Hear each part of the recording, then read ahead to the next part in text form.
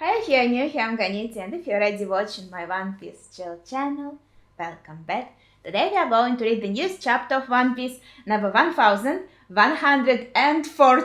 The numbers are getting harder for me to pronounce. So, of course, spoiler alert if you're not up to date with manga, but let's see what this chapter has. Let's go. Wow, it's called The Wings of Icarus. That is pretty cool. About from that myth where he flew too close to the sun, right? Only Child Yamata and the Holy Inari Shrine Pilgrimage, Volume 4. I ask that you complete a pilgrimage to Hakumai and return the sword to Enma's shrine in the late Yasui's stead. Kinemon asked Yamata to do it, so here we have some visual explanation, so we know the mission now. That's a pretty long. What the heck? This is such a roundabout journey. Well, I guess that's because Yamata wants to travel everything.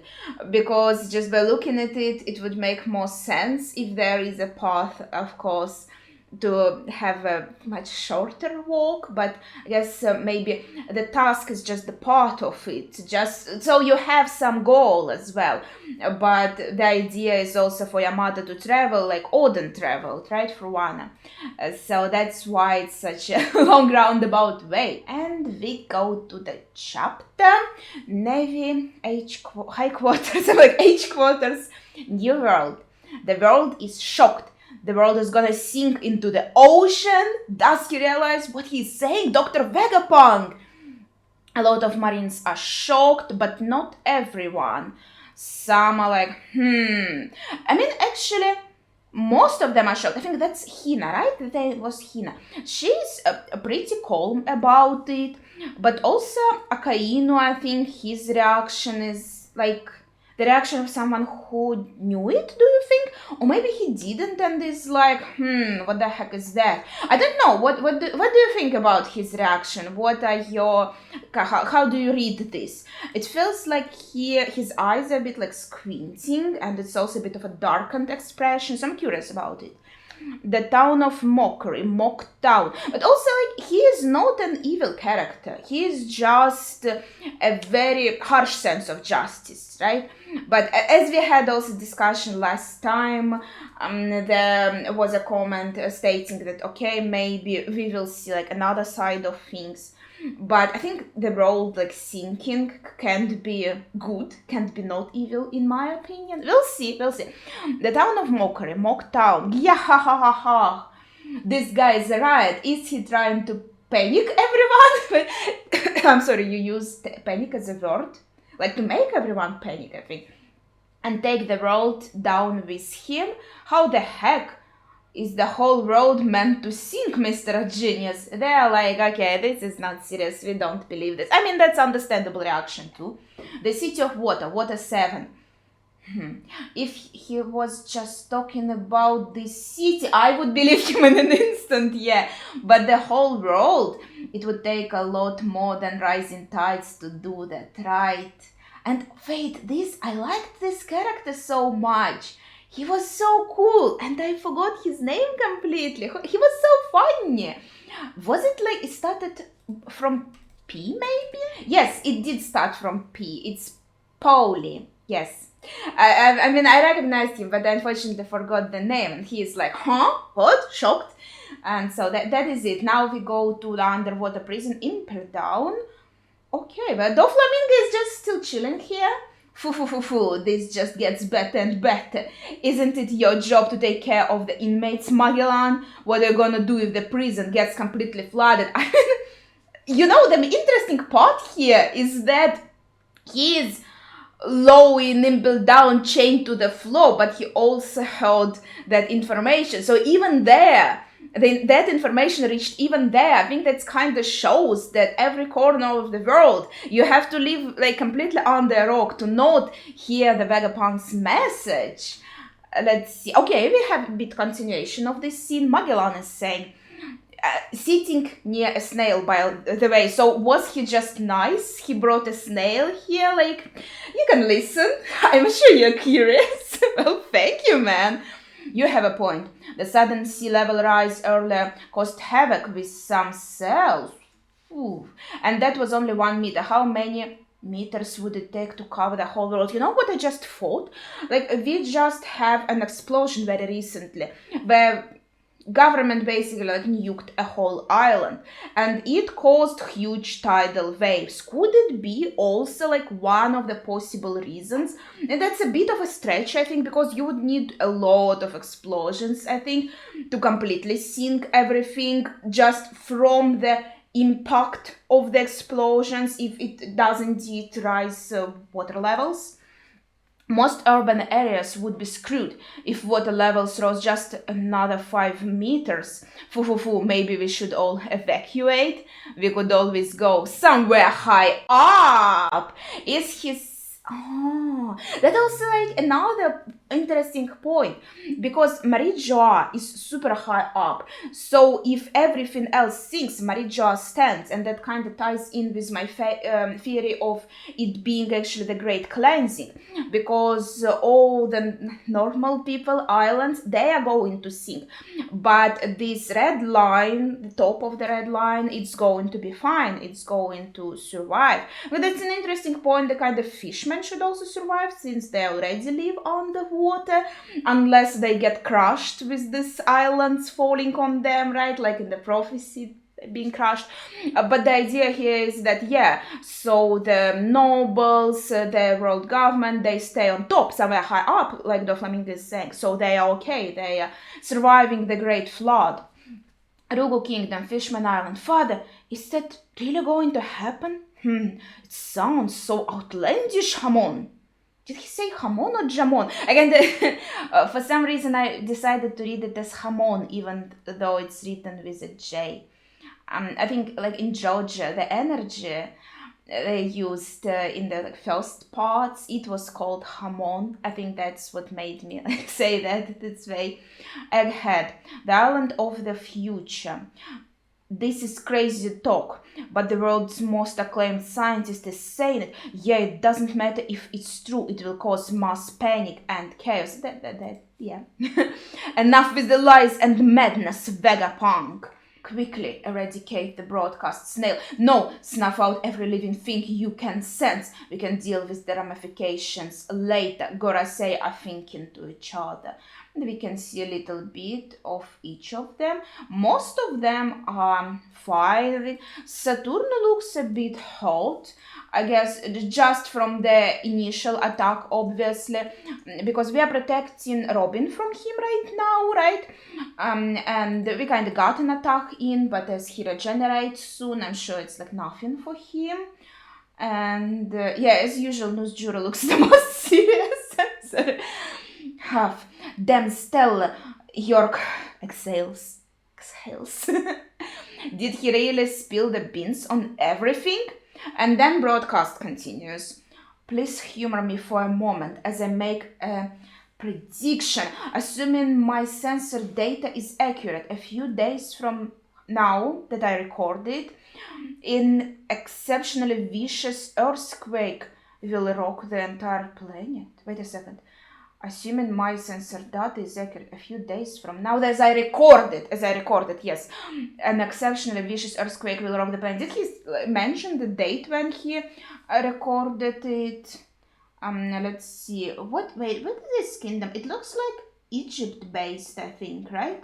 Very pretty headgears. Wait, is this... Alabasta was Egypt-based. I don't remember. Did they have this kind of headgear? Did they have a huge snail? Holy shit! This is very... Is this really like the size of... Look, it's kind of higher than people. Okay, let's see the next page. And don't tell me he's talking about today's earthquake, Smoothie is saying. I'm like, oh, I think Smoothie, that was sudden. Didn't he die after this recording? I'm sorry, I'm a bit confused. He said, didn't he record it like a bit of an advance for the time he dies? I'm not very good at like putting the events in time in my head. I'm not very good like with numbers and with time, so I'm sorry if I'm like being confused here. But I think it's supposed to be exactly Oh my gosh, what was this island? Lulusia. Right, Lulusia. I was like, again, forgetting that, like, Lu something that got blown up and that caused like a huge earthquake. That's what we are talking about, correct? That's what I'm thinking. Following this calamity, sea levels the world over will rise by 1 meter. A number of islands will become uninhabitable. No way, he actually saw it coming? And naturally, many beaches will also be completely submerged. Then, beaches, okay, will rise by 1 meter. A number of islands will become uninhabitable. Wait, did we have that? If this doesn't come to pass, but I'm just looking at some, there are people here who I guess like they have this already, water has already risen and they are in the boats and like no way he actually saw it coming, because this is already happening for them, and we see that they are in a tropical region with these palm trees, and people are trying to get to higher levels of the building. And then we have our dude from Long Long Island. I don't remember his name completely. Old man from Long Long Island on this long sticks with his long horse. I'm like, he also listens to the broadcast here. I think it's kind of cool how we see also different places with different characters we met before, and I'm like, oh wait, I remember like the character, but I don't always remember their name, unfortunately. As you know, I always like have this problem. If that doesn't come to pass, feel free to disregard the rest of this message. Okay, it did come to pass, so we don't disregard. This is freaky. How was he able to call it? Assuming, however, so this is on Hachinosu again, I assume, right? Because Aokiji should be on Hachinosu Island, right? On the Beehive Island, I think. Unless he moved somewhere else, correct me if I'm wrong. And he looks very beaten up. Assuming, however, these events will transpire, then please pay heed to what I have to say. Okay, the earthquake I just predicted cannot, strictly speaking, be considered a natural phenomenon. See, that is because of that nuke. Vegapunk, not another word. Garcia, and I guess that's specifically Saturn saying, get out of here. And we have a pretty cool fight here, by the way. Like Robin, I think Robin was like tired from something. I mean, yeah, but she isn't really doing anything. But at the same time, everyone protecting her does like a phenomenal job against Saturn. I feel like poor Chopper, look at his face working here as a block. Is this Usopp falling legs up? But at the same time, Brook is attacking, and Nami's attack looks very effective as well. And I think Lilith is just like using the gun, but it seems very impactful as well. So that's a pretty nice panel. Oh no, wait, we see Robin contribute. Yes, she's like tired and beaten up, but she created a pretty nice net, I think, to protect Straw Hats from the attack. Saturn is still... Oh my gosh, Chopper, you're becoming a carpet. Be gone. Saturn attacks back. Phew, okay. What the heck is this? This is Mother Flame. I'm sorry, I'm out of order. I just look at the whole page and my eyes went to this. Let's cover this a little. Let's cover this Mother Flame a little. I'm sorry. And that brought me to what proved to be my first grave scene. Mars, what is the status of the power station? I'm seeing to it now. We must preserve the contents of that room. I'm almost there. The broadcast continues. I was fixated on my dream of developing an everlasting energy source. Okay. Hell-bent on driving the world to a big and brighter future. That's so cute. The Mother Flame. Oh. Wait, is this... the Mars is here, right? And he is right near the Mother Flame. Oh, shit. It looks so cute. Look at this. Yeah. But I flew too close to the sun. Yeah, you see, that's where the name of the chapter comes in. We have to eradicate all life forms. We must be relentless. Gorosei thinking. Not yet, not yet. So Mars is trying to stop the machines here. I think that Mars is here. And what were they saying? What is the status of the power station? I'm seeing to it now. So Mother Flame is here as a power station.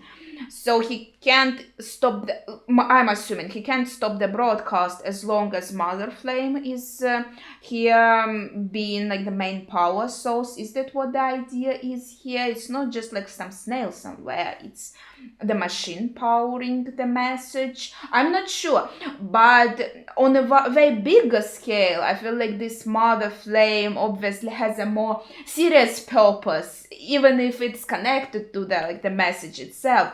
It should have a very more serious purpose, and it looks really impressive. Holy shit! And then the part that I like the most, it's like the huge complicated machine. It looks, I don't know, kind of industrial, steampunky, very cool. And the flame, it looks so little compared to it. It's like the whole page is this machine and then this flame. And it makes it even more impactful. It's like a heart, like a beating heart of it.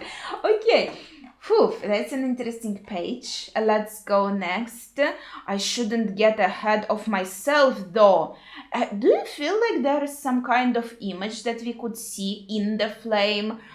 Maybe not necessarily. Maybe that's just like a play of... No, I guess that's just a flame. Maybe. I don't know. I feel like there could be some additional secret to this energy source. Like, how did he create this energy source? And I think we need more information on this, right? It's no use. Nothing is working in order to understand. What is it? We didn't even face it. Where the world is heading. Yo, that's hot. We'll be burned to a crisp if we don't hurry. So the fight is here continues between the Marines are here and the Giants are here. I think they're also trying to shoot the cannons at they're trying to shoot the cannons at that huge corpse Viking. I'm not sure how to call him, right? And at the same time, we see the fight of Gorosei with Dory, Broggy, and Luffy. And this fire attack seems to be pretty effective. But let's continue. I'm more interested in the message right now, right? We must first address the past. Specifically what happened between 900 and 800 years ago. Ooh, a century-long period that most think of as a blank part of history. Okay, this is getting serious. Those miserable Marines, what are they doing? Hurry and shut the cretin's mouth! The Celestial Dragons are unhappy. What the heck? What are our servants doing? Why are they not doing their job? Fittingly, it is known as the Void Century since all information about it had either been erased or lost, and that is true for the most part, but there is one last key to unlocking some scraps and echoes from back then. That is too good for him! Bring back his body! I'll tear him limb for limb! The Void Century? What is he talking about? One of the Celestial Dragons is confused. Do we know this woman? I really like her veil here. It looks really cute. The Poneglyphs, those lonely stones dwelling in various quiet and calm lands all over the globe. The text inscribed on them, once decoded, is our one and only method of glimpsing this unknown past. Wait a second. Is this Saul? He looks pretty good. He looks pretty healthy here. Well, I guess we can't really see his face. I was just a bit surprised. I think that's him. That's his head. That's his hair. That's his arms. Yeah, I think that's him. That's him. I don't remember his laugh because everyone in One Piece, they have their specific laugh, but it also depends on translation. I feel like, yeah, but I'm pretty sure that's him. That's Saul. Yeah, and I guess that makes sense because also when Vegapunk is saying like we need to decode the poneglyphs, like the key to this is basically Robin, right? Hey, did you know Orange Town, East Blue? That way back when 20 kings, oh my gosh, teamed up to create the world. Orange Town, that was such a long time ago. I wonder if this old timer knows about any of them. Who can say? What do you think, Chow Chow? Oh, the dog. But like the information is serious. 20 kings teamed up to create the world. Oh my! What is this? Did you see the statue? Oh, this adorable dog, Chow Chow. He is on the snail. He is the symbol on the snail, and there's also a freaking statue of him with a fountain. Oh, with that like food package. Gosh, we didn't see this before. They like when they rebuilt the city, they built that as well, right? I don't think I saw I mentioned. I haven't. Just so like it's such a nice touch. Okay. Despite this, any attempts to decipher the poneglyphs is considered taboo by the world government. Looking on Amazon Island also people are listening, that's them, right? And so I felt compelled to commit my second grave sin. Okay, serious things. I betrayed the government and studied this forbidden era. Good job. I was fortunate enough to inherit several documents from a certain group of exceptional archaeologists, and that allowed me to decipher a number of poneglyphs. Sora-san, Jinbei-san. And as they're listening to this, obviously we see here Robin listening to this and Nami looking at her like, I pursued this research as far as possible, and I have no regret. You know, that's the most important thing. No regret. History is a story after all. Whoa, the ground is moving. Look, Nami is yelling. Are the clouds stretching? This must be what Edison was talking about. That's right, with the edge of the clouds further out, we'll be able to leap right into the ocean. Good job. It's like, sailing the flag super near to the sea. And the window comes right out in the ocean. It's like you can just jump out of the window straight into the ocean.